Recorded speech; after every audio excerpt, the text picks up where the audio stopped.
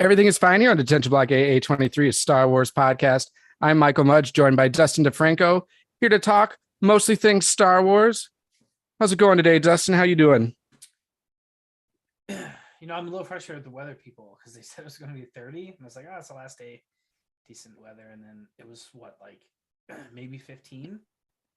Yeah, it was That's a cold one. Difference. At least the sun was actually out today, though. I feel like we haven't seen the sun for God knows how long. Yeah, that is par for the course for Minnesota, but it reminds me of this old joke. Lewis Black, if you remember him. I mean, he's still around. He's still doing comedy, but he used to have this joke. He's like, they were predicting snow in New York, and they end up, they said, oh, you'll get, 6 inches, and they end up getting like 3 feet. And he says, if you build a roof and you're off by 3 feet, you'll still be serving time. And I feel like it goes the other way around too. Like they'll say, oh, you're going to get 8 to 12 inches of snow. And then you get like an inch. They said they were going to get 8 inches. So they shut school down, and then it didn't snow at all. It didn't snow at all? A dusting, right? So I just find it funny because it's just like they're guessing, They always do. Yeah. So long story short, it's a pretty good day, work's going great. And, we had his 18-month checkup. He's in 75th percentile of height. So that's, there you go. That's good. It's funny. I mean, so if you're a parent, you know, these percentiles, they go over them with you every time. And there's different ones for height and head circumference and weight and all that. And he's down on weight. He's a little skinny guy, but they mean nothing really, because one time you go there, you're on the bottom or top percentile, and the next it's flipped. So, and I don't know if they really tell you much about what the kid's going to end up being, Right. Tell you, oh yeah, your kid's going to be 6'1". How do you know? Well, and I'm sure growth is kid to kid. I mean, some kids' heads might grow faster than their bodies, or their legs might grow faster than their arms. There's no one, blueprint for how that all goes. Well, it's funny because Bennett, he, just wasn't growing particularly fast, and all of a sudden he just kind of, dude's eating bread like it's going out of style. We're gonna go bankrupt. Getting his carbs in. Yeah. So, and then we got that bathroom remodel. I don't know if I talked about that in the last episode. Was that on the last episode? Yeah, I think you brought it up. You were saying you were starting it. Yeah. So I got the walls painted, replaced the old vanity with the new one, and now we're just waiting. The flooring gets installed Saturday. So, pretty saving a lot of money by DIY-ing it. Yeah, we're not doing so our neighbor really hooked us up. He got us a guy that's doing it for pretty cheap. I mean, honestly, it's going to take the guy a couple hours. Yeah.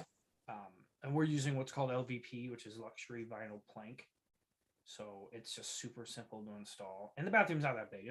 It's 15 feet long, but it's only 5 feet wide. So it's just a narrow. Yeah. Like a galley bathroom. I mean, really, yeah. So you walk in, there's a linen closet, and then the bathtub that's separate from the shower, and then the shower's at the end.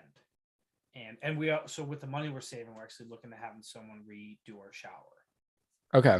So, it's nice. I mean, it adds value to the house. The bathroom you've been in there.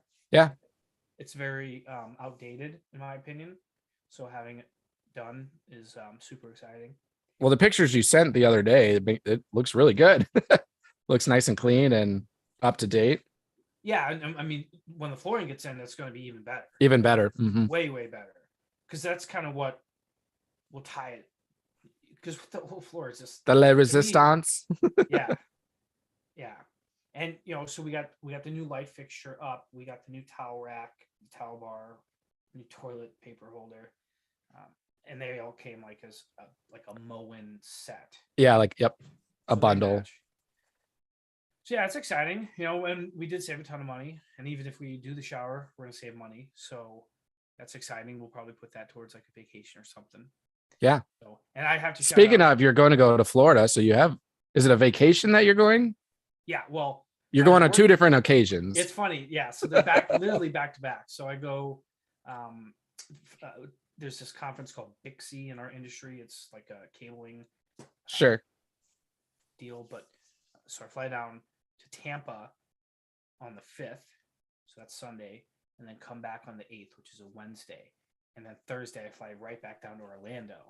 And the reason I did that, because I could have stayed in Tampa and just drove to Orlando on a rental car, but I didn't want to leave my wife, traveling with Bennett for the first time on a plane by herself. So, what a good husband. What a good husband. Very thoughtful. Yeah, but I also and a good dad. To Orlando first, so I didn't want to also deal with all the moving parts that would have created.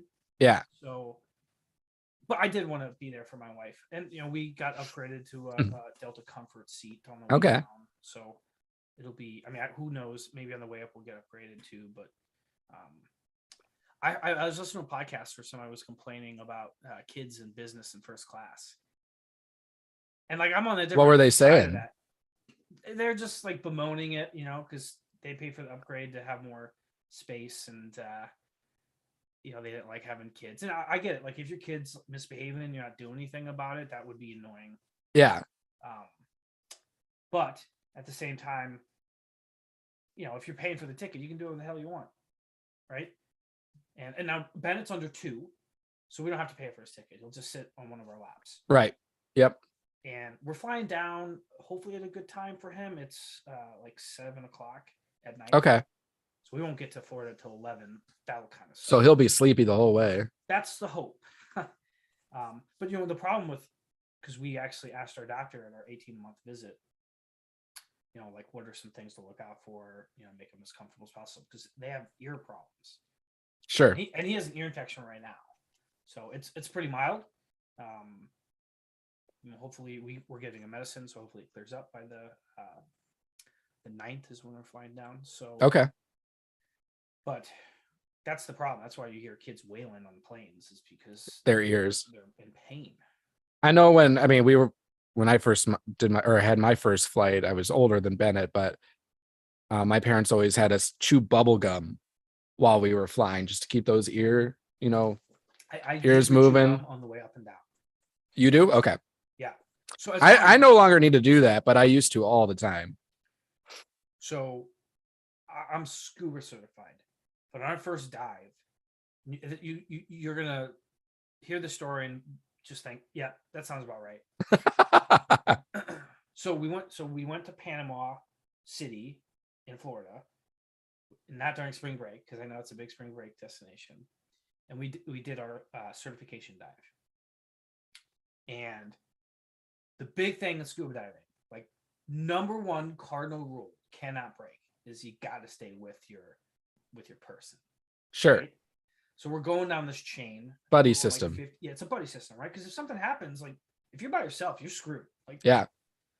So we're going like 50, 60 feet. And I've always had a problem like clearing my nose. And like when we were doing like the test dives, you could tell.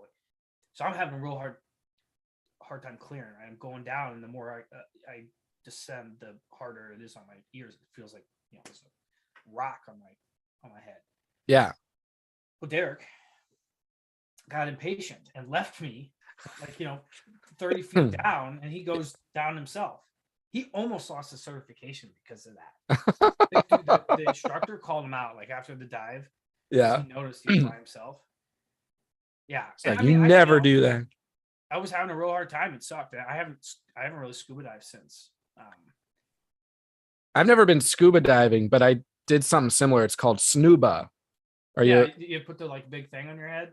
It's like a mixture of snorkeling and scuba. You're scuba diving, but you're connected to a tank that floats. So you're not, you don't have as much freedom as you are scuba diving. And Colleen and I were joined with the same tank. And this was when we were in Mexico, 3 years ago. And I just had a hard time being able to use the device to breathe. I never thought it takes a lot of work and a lot more concentration to breathe using one of those devices, at least compared to than what I have would have figured it would have been. I just thought that you could just breathe normally with that device, but no, you have to like really suck in and really blow out when you're breathing. So when we first got in the water, I'm like, I was almost panicking. I'm like, I can't do this. And then finally I got it under control and was able to do it. But yeah, that stuff is harder than you would think it is. Yeah. So anyway, long story short, the dive sucked, and I can like understand why kids feel that pain. Yeah. Right? It's in the air. You know. So we'll see how it goes. I'll report back. Yeah. So well, and I know Rex is super happy to have Ari come over because we all know how that goes. We won't get into it, but Dustin and I know what goes on. But yeah, so that's kind of our lives in a nutshell updated. Yeah, I'm a bachelor this weekend. Colleen is up north with a couple of friends. They're going snowshoeing and stuff like that. So the snowshoeing just doesn't seem that fun to me at all. It's Colleen, you know her. Anything to get a workout in. I'm not saying hers. I'm just saying the act of snowshoeing. Sure. Like I get cross country skiing, I get snowmobiling. It's just a way to hike with, in the winter, I guess. But yeah, I'm going ice fishing tomorrow. I'm pretty pumped. You'll have to send some pictures if you catch anything. I will, but I'm not holding my breath. I mean, ice fishing is tailgating. It really is. It's tailgating. Oh, hey. Lincoln's roaming around. I got Opal somewhere in here, but yeah, so that'll be fun. Yeah, I get that concept. You're fishing, drinking beer. I just don't understand just walking in snow. Something to do in Minnesota. But yeah, we'll go ahead and we'll dive into some Star Wars stuff. So just as a reminder, we are live. So if you're listening to us right now, feel free to utilize that chat. Ask us questions, give us your thoughts. We'll let you direct the show as much as we are. So feel free to chime in. First thing on just some new stuff. So they've announced some of the celebrity guests that will come to Star Wars Celebration 2023 in London, which takes place in April. So the first ones are Anthony Daniels, so C-3PO, Ashley Eckstein, the voice of Ahsoka, Matt Lantner, the voice of Anakin Skywalker, D. Bradley Baker, who does many voices, including the Clone Troopers and Bad Batch, Giancarlo Esposito, that's how you pronounce that, right? Esposito, who Moff Gideon. Yep. And then Vivian Lyra Blair, who plays the young Princess Leia in the Kenobi series. And then Indira Varma, who plays Tala in the Kenobi series as well. What about Robert Loggia? Robert Loggia. No word on Robert Loggia at the moment, but dang it. That is probably one of the best Family Guy spoofs. Right? Yeah, that one's good. Ready for Robert Loggia. Oh my God! Oh my God! It's Robert Loggia. That's so well done. That's one of my favorite. I wish they would do that more. Every letter that they use, don't they just tie that back to Robert Loggia? Yeah. Yep. B for boy, isn't that Robert Loggia? Yeah, there's a lot more Family Guy episodes that I haven't seen. I was watching it the other night. I'm like, I haven't seen these. Like, they're hit or miss for me. Like some are really, really good. But speaking of raunchy cartoons, I know where you're going. I was just going to bring this up. What an absolute freaking bummer. Yeah. Like I could do a pretty good Morty. Oh, geez, man. I mean, it probably isn't. You're hired. You're hired.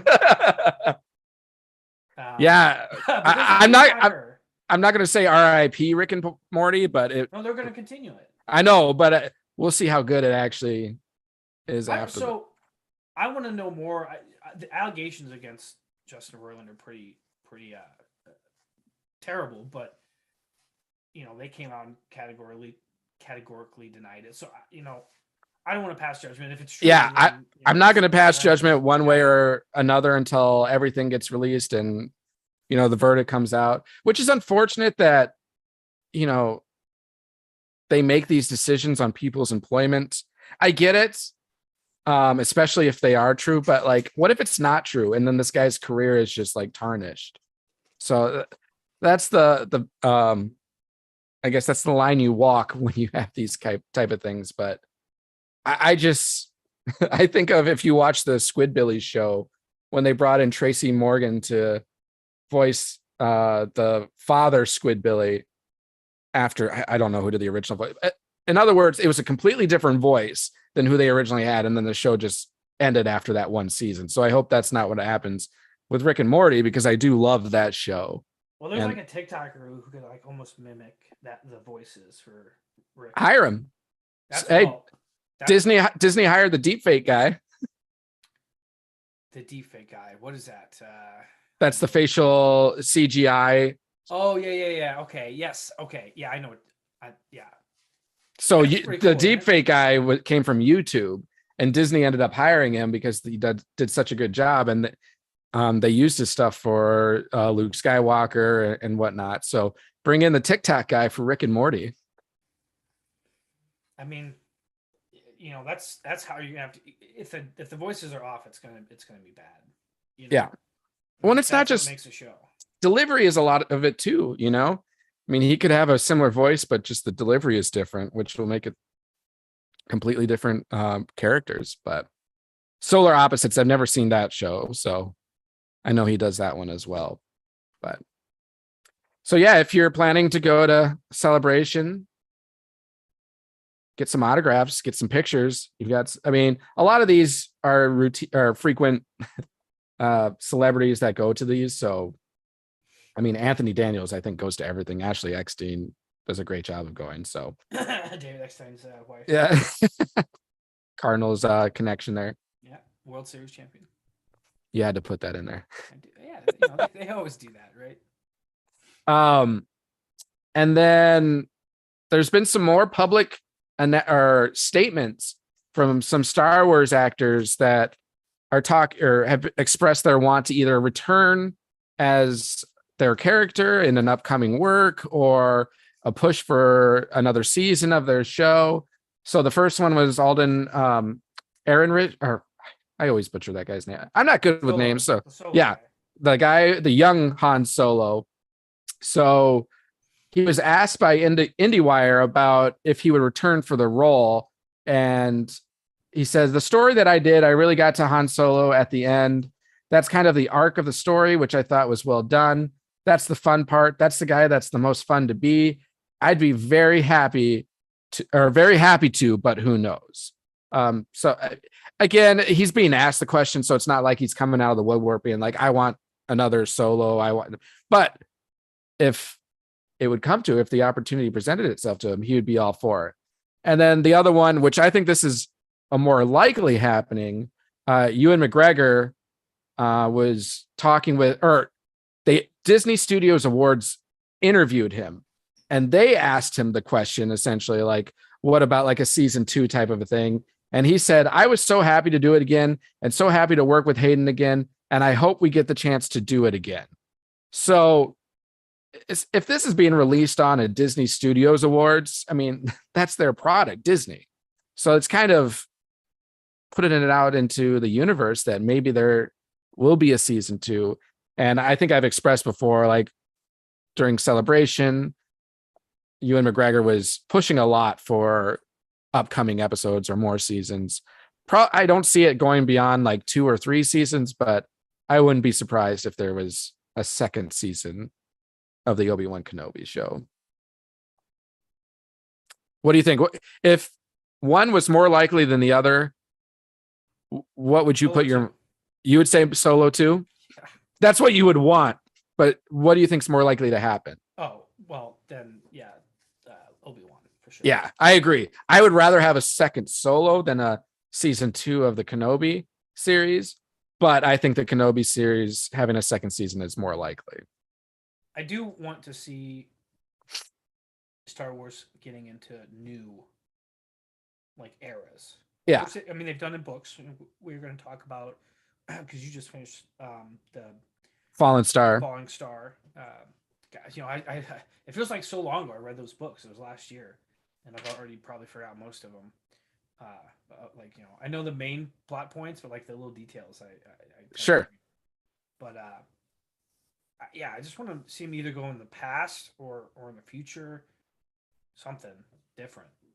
I appreciate like the little vignettes of the current era, but it's a little bit overplayed in my opinion. Yeah. And I think that's fair. And I definitely agree in terms of I want to expand to different areas and stories like Old Republic, High Republic, go further in the future beyond the Skywalker saga. But I think it's important. Lincoln was excited about. Yeah, he's super excited. See, he's home by himself, so I wasn't going to lock him out from the basement this time because it's just him. But I do think it's important that you still bring in stuff that's around the Star Wars time that we're familiar with, or it doesn't have to be directly in the Skywalker saga, but around that timeline or timeline of the Empire, because that's how Star Wars was born. And especially like older generations that were the first ones that saw the original trilogy and, the movie theaters, like that's what Star Wars is for them. And there's still, plenty of them around and very young in terms of being an audience still. So they probably more likely want to see that time era. Now, as the years go on, then you fall to the prequel era stuff.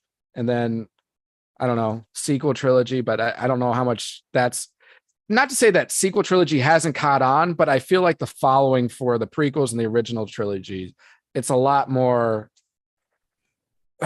what's the best way to put it? Deeper. It runs deeper only because it's been around that much longer. So I don't want to say it's better or stronger, or it's just deeper, I'll say. It's like that. They were like staying in the timeline of the original trilogy or the Skywalker era is kind of like that, that comfort food. Yeah. That you're like, when you're not feeling good, your mom makes, right? It's familiar to you. It's easy to digest, right? Makes you feel better. So I get that. And I agree, maybe have a couple things. The balance. Projects, but I want more stuff than just the books, right? Because they just had There's a new High Republic book that goes further back, which I groused about that, and I still grouse about it because it's like the story's not nearly as good as if they could have just went further and focused on Maki and Ro, right? Yeah. The bad guy in the new book is kind of like it's just, and then it's like starting all over again because you already got this introduction to this new bad guy in phase 1 of the High Republic, and you're learning about this whole situation. Well, it's a lot like what they did with the original Star Wars, and they did the prequels, which no one asked for, to be honest with you. I don't think anyone asked for them specifically. And then you shoot forward and do the sequels. So I don't know if there's a reason for that. Like maybe they know like our monkey brains prefer that, but I just you had a really good villain that you could build upon, and then you go back and the villain in this new one is just not very compelling to me. See, I think to your point, I think that jumping around, you're talking about you have the original trilogy and then they go into the prequels and then later the sequels. That works more when you've got a time gap, because with the prequels, you're trying to bring in a new generation of Star Wars fans. This is like 15, 20 years after, maybe even more. I'm not doing the math in my head right now. But you're introducing a new generation to Star Wars. At the same time, you want to pull in the interest from the people who watch the original trilogy. So you're bringing that connection device through Anakin Skywalker and Vader, but bring in a whole new story or a whole new generation of Star Wars through the prequels. Now, when you do the same thing within the books, within a year of each other, it doesn't make sense, because you're still targeting that same audience who read phase 1 books. You don't need to like start over, or not start over, but go further back into history, connecting the same setting. Well, they could have taken their time 2. Yeah, right? they could They have. didn't have to release it right away. They could have maybe released it early, 2023 or middle 2023, because that would have been about what, a year and a half, 2 years since the last book. Yeah, something like that. So yeah, I don't agree with that decision. And after reading I think it was called Convergence, it just didn't really do much for me. And I haven't. It's the same tired story, which I brought up. It's the Jedi letting things happen right under their noses. And they really let that know in that Fallen Star book, like literally calling it out. And we'll just kind of dive into that now. So I think we're going to spend some time talking about the High Republic Phase 1. I know there's 9, 10 actually total books plus some comics, but we'll focus more on the actual 3 novels. So that's Dustin hasn't done any of the other stuff. Like I stay away from YA stuff at all costs. Yeah, so we'll stick to like the Light of the Jedi, Rising Storm, the Fallen Star. I might dip a little bit into the YA novels. I've only read the first 2, so that's Into the Dark and Out of the Shadows. There's a third one I haven't read yet. That follows Fallen Star, but we'll focus more on those 3. And I was talking about, you were mentioning, I don't know if it's not arrogance. What would you call it? Like just being naive, or meaning the Jedi not seeing the things right under their nose. Okay. Every time it happens, I think of the scene in Spaceballs where the guy's like, "This always happens to good because good is dumb." Right. And that's just, it's just like in the Fallen Star, like the bad guys are like literally walking, like they're like tiptoeing right past the yeah. They're, the excuse is there's those, monsters that kind of take away their force sensitivity. Okay. Well, it doesn't take like a rocket scientist to figure out like these people are not where they should be. Right. But and they do this all the time, right? It's not just Star Wars. It's so cliche, right? It's such a cliche thing that it gets me, frustrated in other works of TV, movies, whatever, where like it's convenient for the plot for the good guys not to know or to be fooled, right? Because they think it creates this like redemption arc. I just they've done it so many times you could smell it from a mile away, and you're like, oh well, here we go again. Well, and not only that, the same thing happens to multiple characters within the same book in the same way. Yeah. For the Fallen Star, in terms of you've got like that, you were mentioning it. There's this, I don't know if it's a creature or just this energy or whatever. We don't even get to learn about that in the book. You just kind of get to see the result of it, and you have like a faint idea of what it might be. So they have you seen the new Knives Out movie? No, I haven't. Oh, I don't know if I want to mention this then. It's not really spoiler, but they do something in the movie. It's kind of funny because they're like, it's opposite of that. Okay. So, if everyone's seen that movie, they'll know what you're talking about. It's not quite a connection. I'm kind of maybe stretching a little bit, but it goes against what you think will happen. Okay. And they do it well enough that it's not, it doesn't like shock you. Yeah. Well, and in this book, so you have Indira, who is, I don't remember any of the names, honestly. well, that's okay. I know Elzar Mann, right? And yep. Elzar Mann and Stellan Gaios. Stellan Gaios is who you're thinking of. Yeah. And then Avar Kriss. Those are like the 3 main, that's the trio Jedi that most of the focus is on. But then you've got Bel Zetar. He's the guy he's the Padawan. He's one of the Padawan. So it's Loden Greatstorm. That was his Padawan. That was Loden Greatstorm was his original master, who's the first victim that falls to this whatever thing, and that was in book 2. I can't even like picture what these things look like. That's the point. We don't know. Picture what the stone looked like. Don't even get me started about the stone geode. He's hilarious. That's a great character. He is. Nothing against that guy. Like the character's fine, but some of the elements they're like introducing into the book. I think I texted you the group the other day, and I was like, "Are we really talking about relationship encounters, like in terms of physical relationship encounters between sentient beings and a freaking rock. Like, I don't need that in my Star Wars book. I'd rather focus more on Force stuff or Jedi. Yeah, and Claudia Gray does that kind of in her novels. It feels kind of like forced romance.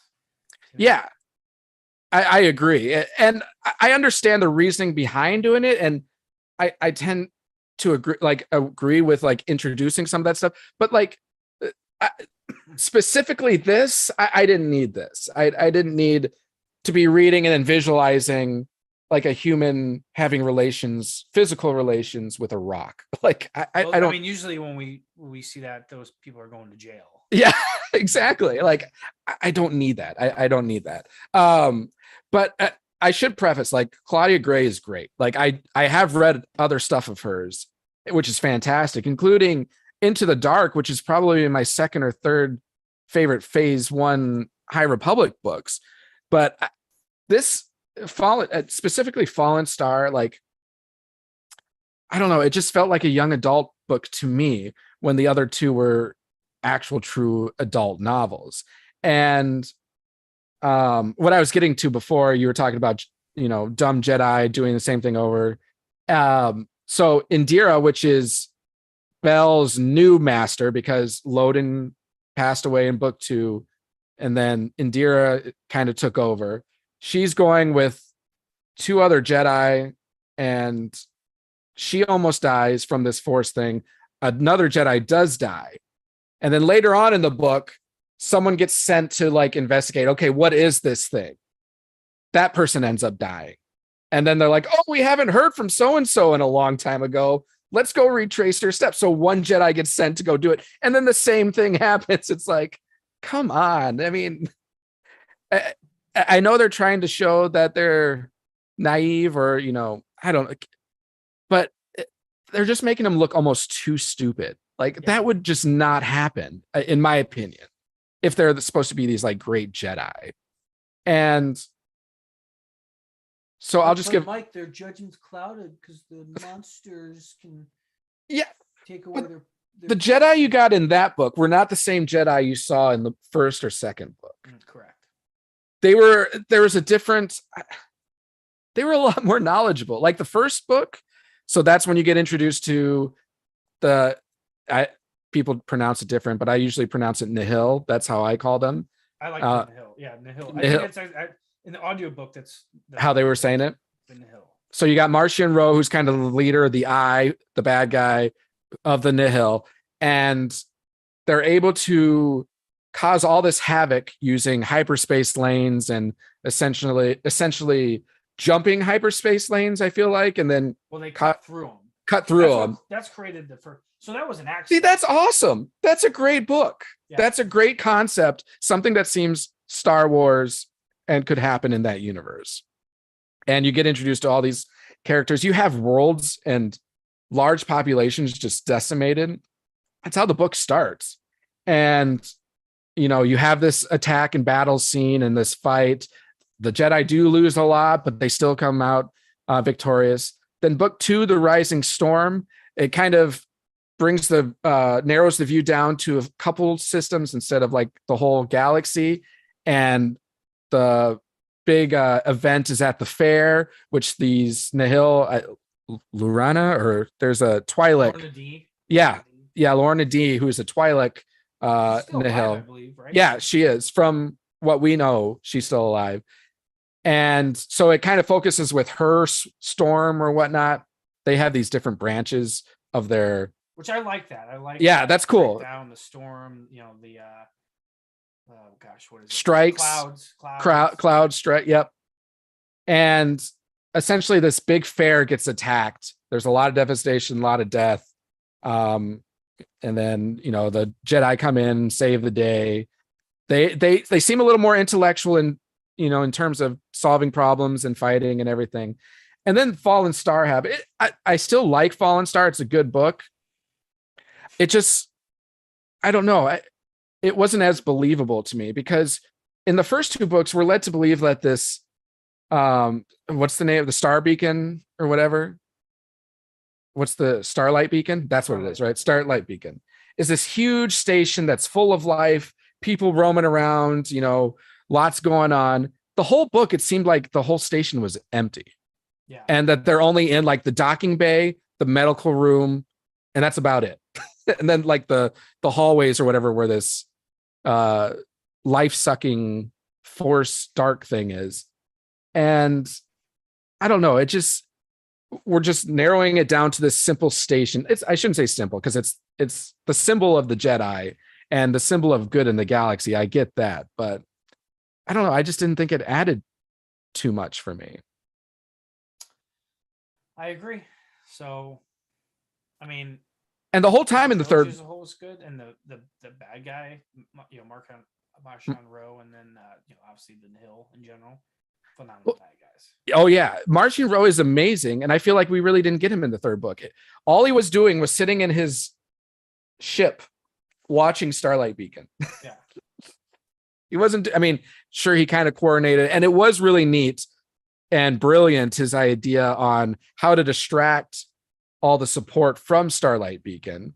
So he essentially devastated 4 or 5 different systems, planning that all the aid will go to those planets, which are far away from the Starlight Beacon, which would, once the Jedi know what's going on at Starlight Beacon, it's going to take like 3 days or whatever for them to come aid them. But by that time, Thrawn would have sniffed that out so easily. Like, yeah, he would have knew what's coming. It would have been embarrassing. Well, and the Jedi were following the wrong eye the whole time because they thought it was Lorana D. Yeah. So stupid. But I mean, so I should say spoilers if you plan on reading the book. Like, hopefully you haven't listened to us this far. So if you haven't read the books, spoilers, but Starlight book spoilers are different. That's true. And the name of the book gives it away anyways, because it's Fallen Star. You know what you're getting into when you're reading this book. But after the Starlight Beacon's fallen, there's so much more to learn and to find out. And like you said, now we're just jumping back even further in time. It's like, no, I would rather continue this story to see what happens. By not finishing it, it just leaves a bad taste in my mouth. I'm like, okay, where are we right now? So yeah, if I rank the books, that first one, I would do 10 out of 10. I would do 9 out of 10 for the second book. And I would say 6 out of 10. That's exactly what I was going to say. 6 out of 10 for this third one. Still good, still worth reading. Above average. And I like that we're in a new area of Star Wars and learning more. I would like a little more Yoda. They'd like to throw in his quotes here and there, but yeah.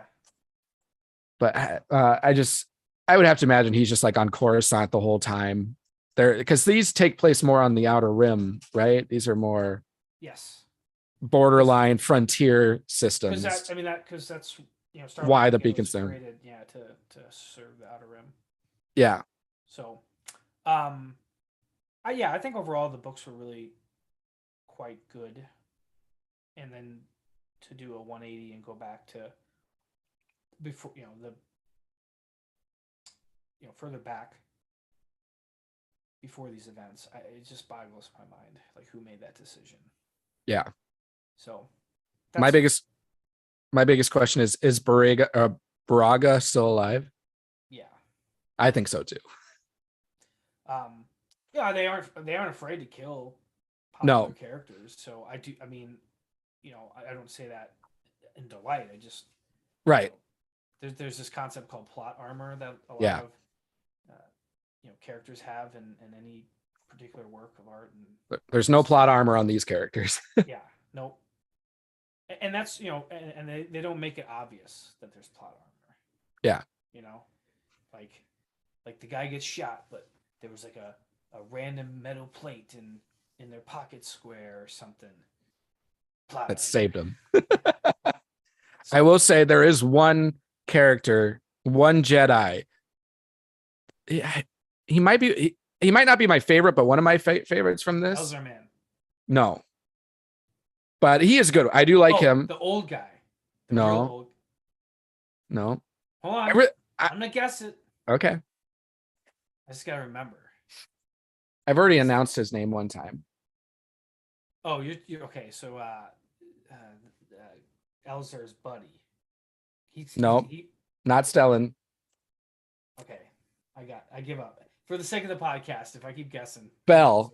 I really like his character. Bell Zettifar. Yeah, and he's the only smart one. He's the one that figures out this stuff. Which, okay, I was thinking about this when I was reading this book the other night when I was finishing it up. So in this one, Bell's like in the medical area, right? And he's watching after Indira. So he's now master, along with all the other injured people that they've brought to Starlight Beacon from the destruction of the other places. And he's kind of looking out for them as this beacon has fallen. He then gets the idea like, oh, what if I set up these, explosive devices and closed off the medical bay or whatever, and jettison our medical bay. Yeah, jettison our medical bay out towards the other ships that are just there for help. Why don't they just bring everyone into the medical bay? Like, he was easily able to access the bay from wherever all the other Jedi are, so they can walk freely to these locations. Why didn't they bring more people into the medical bay and do that at the same time? But going back to him being smart, he was the one that was figuring all this stuff out. And he was the one that he almost got caught being killed by that force negative energy thing. And he was like, whoa, wait, let's do this now and block it, seal it, whatnot. I mean, he was the one saving the day in so many situations. So, and I thought his character is a little more relatable, and he's got that cool little hound. That's like Charhound. Yeah. That's pretty sweet. But yeah, and is it Elzar Mann that keeps dipping into the dark side, or was that Stellan? It's Elzar. Elzar. Is he the one dipping into the dark side, or was that Stellan? To me, I mean, Elzar and Quinlan Voss. I mean, they would get so drunk. I mean, because Elzar's the one that ended up sleeping with that. Which again, yeah, another love story. It's not no, they did. Story. I don't care about that. They did. I'm saying why are the Jedi like priests in our time? Like let them do that. Yeah, and I did appreciate Claudia talking about that a little bit, because in the beginning of that third book, she was kind of saying these things do take place. It's not like they don't partake in any of these events, like especially when they're younger, because they were talking about, young Padawans being in the, teens and stuff like that. They're curious, like this happens. But she specified that they don't necessarily have attachments with them. They're just doing it more out of curiosity type of stuff. They have attachments. So That's true. I mean, and again, going back to Bell, he clearly has attachments with Loden because he keeps thinking about him the whole time. And then he doesn't want what happened to Loden to happen to Indira. And he even said, like, normally I wouldn't go back to find Burega. Like, I'm just jeopardizing myself and others, but I'm going to go back and try to find Burega because I know the last time I decided to not try, Loden was actually still alive. So that's all signs of attachment. So yeah, clearly they're like, don't have attachments. You know what I mean. Yeah. You know what I mean. Well, yeah, and I mean the biggest attachment here is Avar and Man, so they clearly have a sort of relationship. So no, it was Avar and Stellan. No. Are you sure? Because Elzar is the one who was bumping uglies with that gal in the second book. No, but he's always had the thing for Avar, because that was the point of Stellan. In the book, he was like, I don't know who I am because it's always been the three of us. And I've always been like the pole guard or whatever term he said. He's like, you guys have always had that attachment with each other. Pole star. And I've always been the pole star and you guys have always had the attachment. So, and then at the end, like she was even talking about how they were embracing each other and how, Man just couldn't think of what he would do without Avar Chris being around. And he was like, when the top portion of Starlight Beacon was going down, he was like, I do hope everyone's okay and Ent gets out, but I really, really, really hope that Avar Chris gets out. Like if only one person did, I would hope it was her. So I don't know. But like I said, all very good books, all still worth a read. I think we need to continue that story before I can really pass judgment on Fallen Star, because there's just way too many questions that are still left unanswered coming out of that book. No resolution in terms of the Nihil and their, devastation upon the Jedi and the Republic. And we don't even know what that Force thing is yet. Like, you can't just have this be this menacing creature thing, and then now we don't even know what it is. So we need to, give us some time and get some more books out after this book so we can understand more of the story. But I will try and read the Convergence one that you just finished. I read that last one in like 3 days, just to let you know. See, I knew you had it in you, Mudge. I knew you had it. And these books are great. Like once you get into them, you really get into them. That last one is a page turner. I couldn't put it down. I had to keep finding out. And then I'm like, I only have 100 pages left, and there's so many things left untold. Like I'm not going to understand a lot of this at the end of it. And read the comics. There's a lot of good comics out there too. I have to. Would you read the Tempest Runner? The comic? It's not a comic. It's a book that. About Lorna. Yeah, it is. That's exactly who it is. I would. It's a book that's written more in dialogue, so like a play script type of thing. And it's written by, who did it? I think it's Cavan Scott who did the second book of the adult novels. Yeah, Cavan Scott. I have it if you're interested in all. But yeah, it's also an audio book. You have read it? I haven't read it. Oh, have you read the new Fall of Numenor book from? I haven't read that. That's a good audiobook, I must say. If you have like an Audible credit. Yeah, I've got I think 2 or 3 credits. So I don't want to spend a ton of time on this because I know we're going to focus on it in the next podcast. I just want to say Bad Batch just is not grabbing me. Right, like I'm watching them because they're short, and they just seem like a lot of filler, And you and I talked about this. I mean, this was like a Indiana Jones episode. The last one was. I saw on Twitter someone posted, it was something like the Bad Batch, and so what is the Indiana Jones movie? What are the 3? Crystal Skull. Not the Crystal Skull. Temple of Doom. Temple of Doom. There's Ark of Covenant. Yeah, someone tweeted like Bad Batch and the Ark of the and then what's the Arkenstone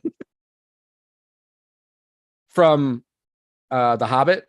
Remember the Arkenstone? Yeah. The Heart of the Mountain. The Heart of the Mountain. As soon as they said Heart of Mountain in this episode, I'm like, the Arkenstone. So that's what we're looking for. So my frustration, I'm not going to get any specifics, but so they do something cool where they find ancient alien technology, and they do absolutely nothing to explain it. They just destroy it right away. Like someone couldn't have just like jumped out of the thing and moved the ship a little bit. Oh, let's see what this thing does. I love the little droid running away from it.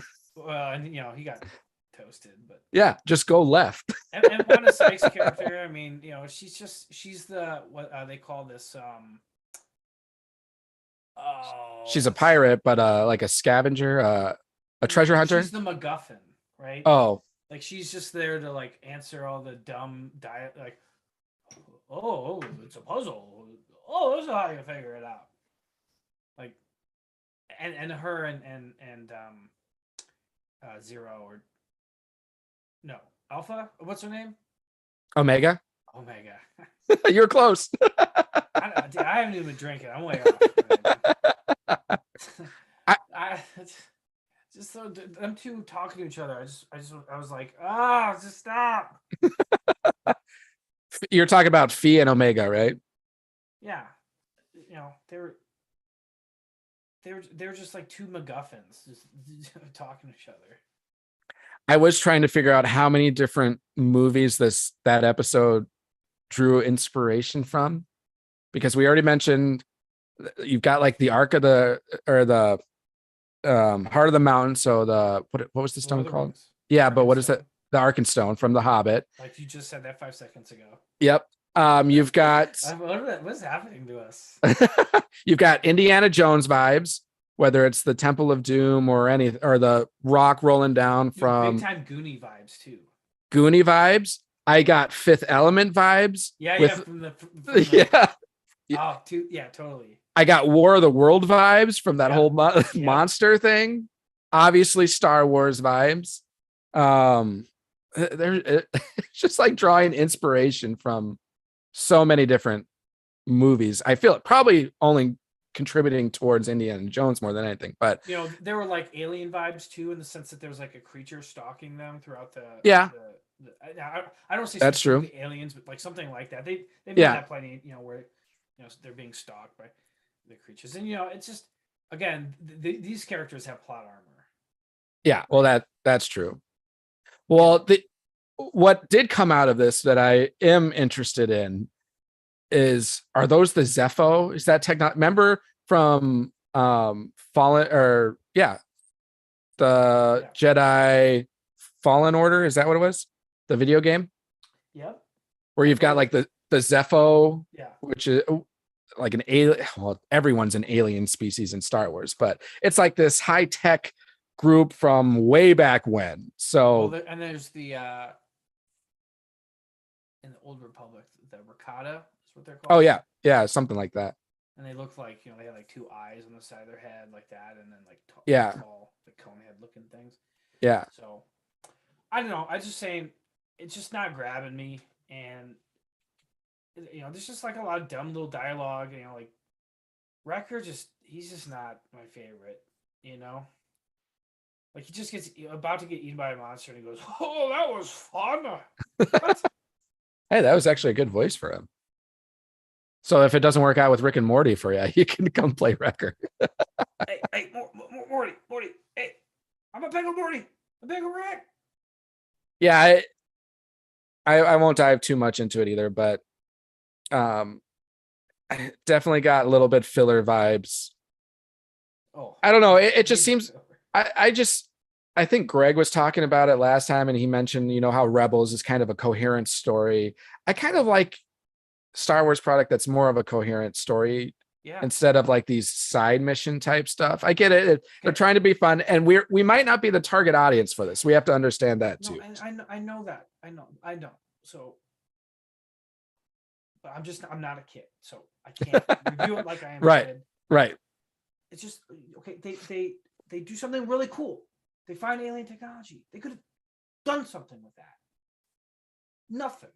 Like, you just explode it. Not one single explanation. Like there's some dialogue like, oh, you find an ancient power by, and what I get frustrated with in any storytelling is it just so happens stuff. Yeah. It just so happens that they were at some random junkyard and they find a trinket that is a map.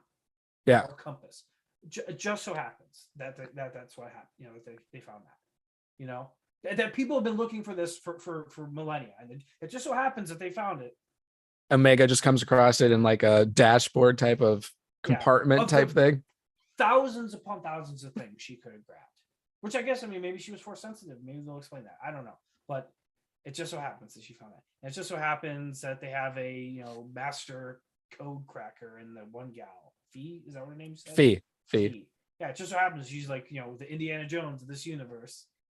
That drives me nuts. Like it's too with the plot armor of the Bad Batch characters and it just so happens moments. It takes me out of it, and that's not a kid thing, right? Like we dealt with this all of Clone Wars, the Roger crap that all the little robots were saying, and the kiddish stuff, right? There were some pretty dark moments. Like the clones are basically cannon fodder, right? Or bantha fodder. Like they're just getting destroyed left and right. I can deal with the kid stuff. It's just the ridiculousness of the other things that I can't do. And I think that's fair. And I think a lot of people have been feeling the same way, specifically about season 2 for Bad Batch. Just the Star Wars forums that we are a part of, and then following on Twitter, you're getting a lot of the same reaction. Like outside of like one episode, maybe two, like, are we going anywhere in this season 2? And if we are, can we get there a little quicker? Because people don't want these filler episodes. So, yeah. But hopefully it's not any indication of other Star Wars product that's going to be coming out. Cause I know coming from you, you have your issues with the Kenobi show.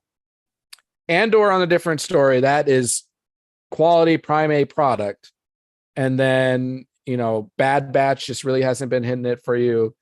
You've liked the High Republic, but the most recent book you said you'd rank as a 6. So is there any concern from you about the direction Star Wars has been going, or is because of things like Andor, do you still have faith in quality product that we can get from Disney with Star Wars?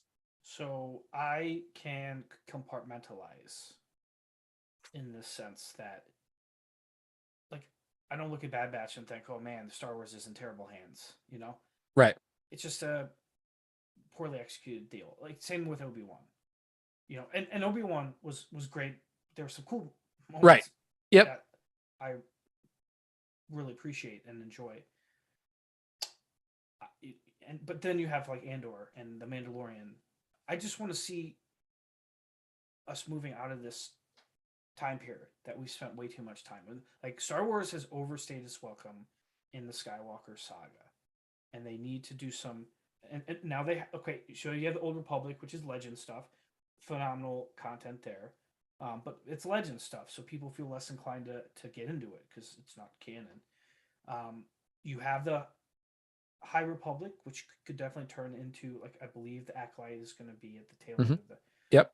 But that's still threads of the universe we're in, right? Because there's going to be Palpatine and maybe Plagueis.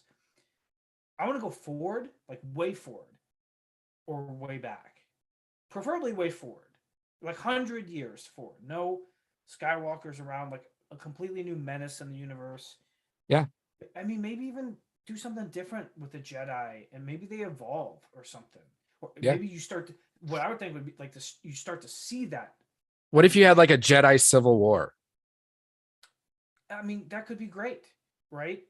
And then that would, the Jedi Civil War, it's funny, the Jedi Civil War is basically the Sith forming again. Well, I'm thinking like you have like the gray Jedi, where, I mean, you saw moments of that in what we've gotten so far. Like Qui-Gon Jinn, he's a Jedi, but he's like, I don't really see eye to eye with everything. Dooku, he even, like, to your point, that's what the Sith are. They kind of are like fallen Jedi type thing. But what if you still, or like Ahsoka, like what if you have Jedi like that, like this gray Jedi, they're like, we need to change our ways. And then you've got like the hardcore Jedi that are like, no, we can't change our ways. And then there's like this civil war, which would seem to go completely against anything Jedi because they're totally against violence. But I'm just thinking in my head, like, go on.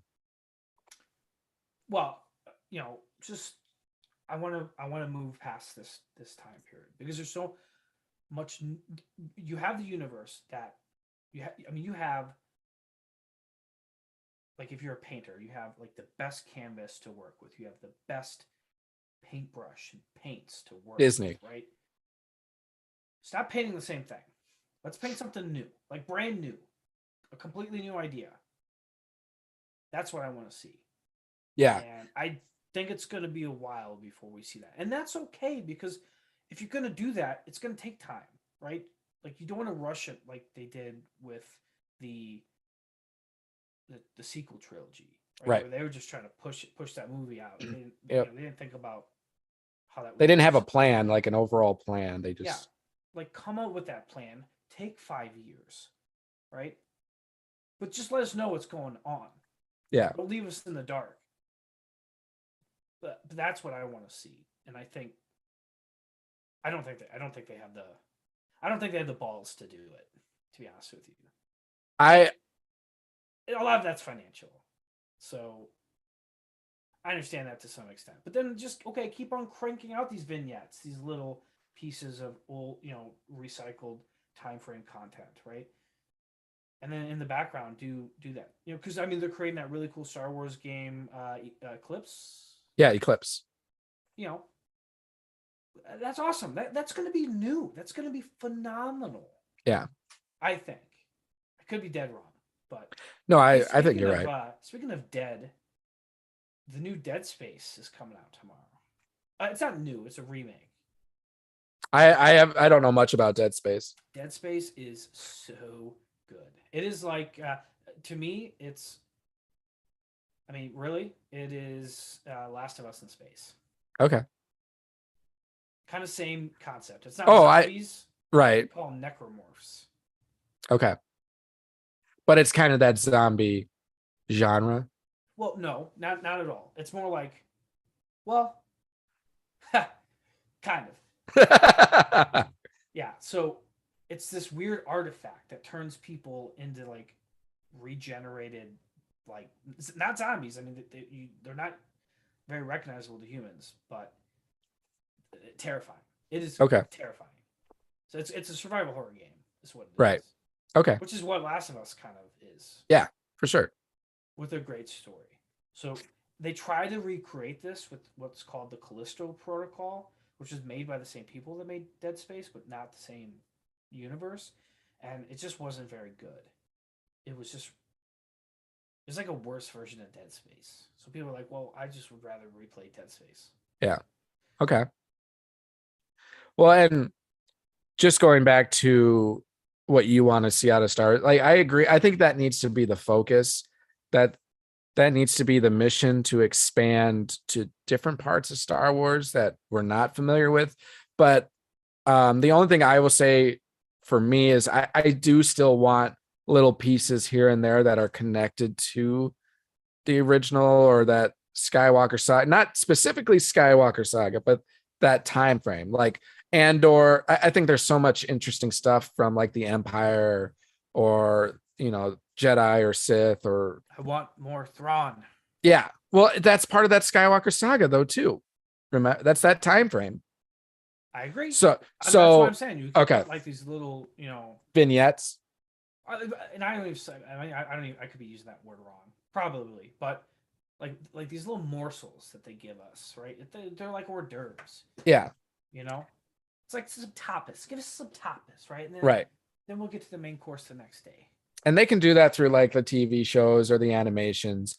And then when it comes to movies, like whatever the next trilogy is, let's go to a completely different era of Star Wars and learn about that era through something major, like a trilogy that comes to the big screen. That's what I'm hoping for. I just get a little nervous with some of the stuff, but it's Disney, and this is what Disney does. And not that I disagree with it, but I think things get too political in terms of real world type stuff. When I watch Star Wars, I want to escape from real world type stuff. I don't want to try to fight the battles that we fight every day in our real world and what we hear on the news all the time. And I want to escape. So I wish there was less of a focus. It shouldn't even be a focus. It should just be part of the stories and everything. But I just sometimes think that there's agendas in certain things, and it takes away, in my opinion, from the story at times. And that could be just a completely biased opinion, but it's just how I feel. Because when I'm reading a Star Wars book, I don't want to read about a rock and like physical relations with like sentient beings or people or anything. Like I don't need to hear about that. I understand why it's there, and I agree with what's trying to be said, but I just don't want to read about it in a Star Wars book. Does that make sense? Yeah. Do you kind of understand what I'm saying? Do you feel the same way at all, or? I just haven't noticed it as much, and I just kind of shake my head and read past it and don't think about it. It's hard not to notice a rock having relations with a human. Now, if you're talking about the Rock.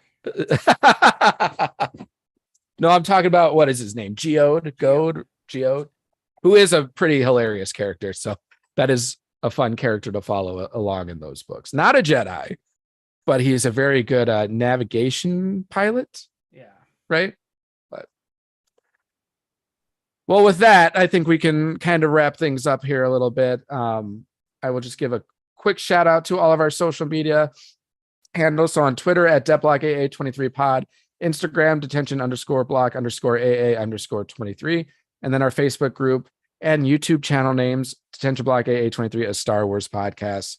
Bring us your subscriptions, follows, downloads, likes, all those things. Give us reviews. 5-star reviews would be much appreciated. It does a lot for us in terms of bringing attention to our podcast, and we love doing what we're doing. So help us out. I just want to say this. This reminds me because this one podcast I listen to makes a joke about this. They'll be like, someone gives like a glowing review, like, oh my god, like a restaurant review, perfect service, the waiter was like on time, the food was excellent, the atmosphere was excellent, 3 out of 5 stars. What? Yeah, that happens more often than you think. Like I believe where it. Were the missing stars? Yeah. I don't understand. Why did you give it 3? Now that just made me think of going to football. The things that you see with the logo for the Dallas Stars. It's not a logo; it's a rating. I saw that. That's perfect. That's pretty good. So I do want to say before we sign off, I got something really exciting for next week. I've been working on it for a while, so I'm kind of pumped to debut it in the next episode. As long as I can make it. I was going to say you're still here, right? You're going to be here for. It's that next week. I'm not here.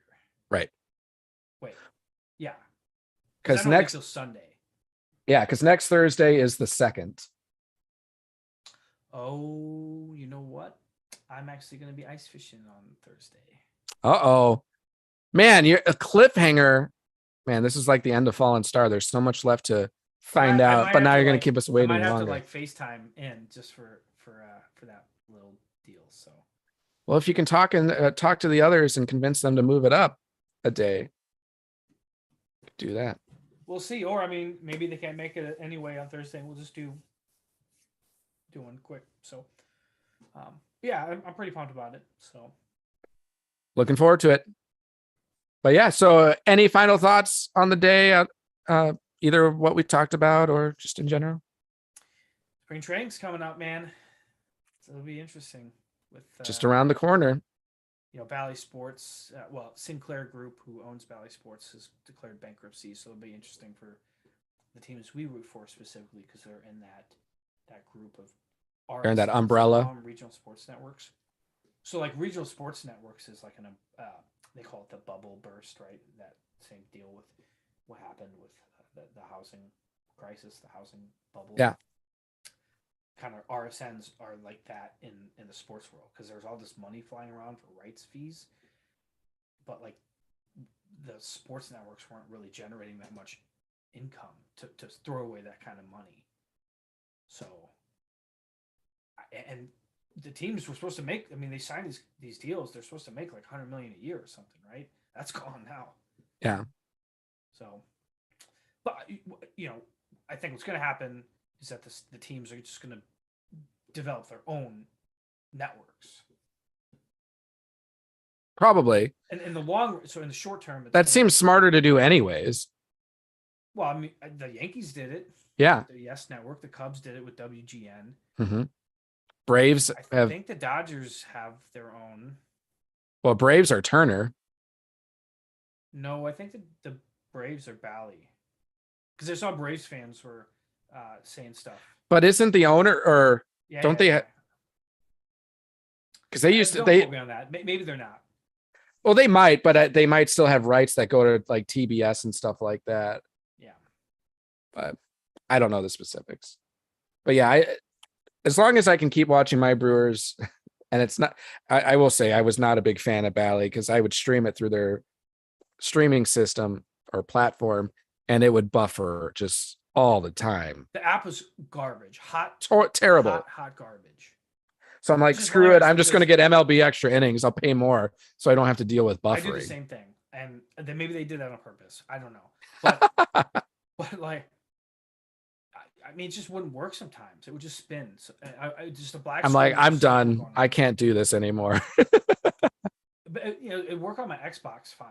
But like on my TV with my Fire Stick, no dice. Yeah, if I was watching it on my phone or on my iPad, it would be fine. But as soon as I start streaming it, it just wouldn't work. Yeah. Oh, another piece of exciting news. I don't know if it's exciting. Whatever. The Cardinals hired Harry Carey's grandson. Oh, does he have the same mannerisms as Harry Carey? No. Oh. Nope. So, but he was the Braves announcer. Right. He's coming from the Braves. Chip Carey is his name. Yeah, Okay. it's gonna be weird. Dan McLaughlin was the voice, and what happened to him is he got his third DUI. I don't know if you heard about that. Mm-mm. That's a felony DUI, by the way, in Missouri. Okay. So, he stepped down. I think it was they say mutual, but I mean, they couldn't have kept him on. There's no way. I get that, like, dude, you done effed up, Ron. Ron. Yeah, so he fucked up, and it's just gonna be different. That was gonna be his 25th year. Really? His 25th year. Just dumb, man. And it's funny because we say this about athletes, but I mean, Dan McLaughlin was not hurting for money. And I mean, the dude is great for the St. Louis community, like absolutely great. It's just like, man, you can just call it an Uber. Yeah, right. You have the money, I'm sure. I mean, even I have the money to call an Uber. Right. So. Well, yeah. With that, we will wrap it up for just today. Lost all our listeners because they don't care about it. Well, it's at the end of the episode. Yeah. That's fine. It's the listen to that first minute so we can bonus material, bonus content. But we'll wrap it up. So thanks for joining us today, this evening, this morning, whenever you're listening to us. Again, send us those reviews, subscriptions, 5-star reviews, not Dallas Cowboy logo reviews. But have a great rest of your day, great rest of your week, and we look forward to talking to you guys next time. And hopefully Dustin will be able to join us to reveal what he's talking about. So with that, may the force be with you. You know what I might do if I can't make it? I might do like a little cameo video for you. You'll do like a call-in. That you can, not even a call-in. I might send you like a pre-canned video. Oh, okay. That I can share. Yeah. I can screen share and I'll do that. That's another idea. Yeah. So we'll figure it out. All right. Well, like I said, may the force be with you. And also with Chip Carey. Jim Carrey? Chip Carey. Oh, I thought you said Jim Carrey. Yeah, well, I was whispering it, so. Right. All right. Catch you later. So that reminds me.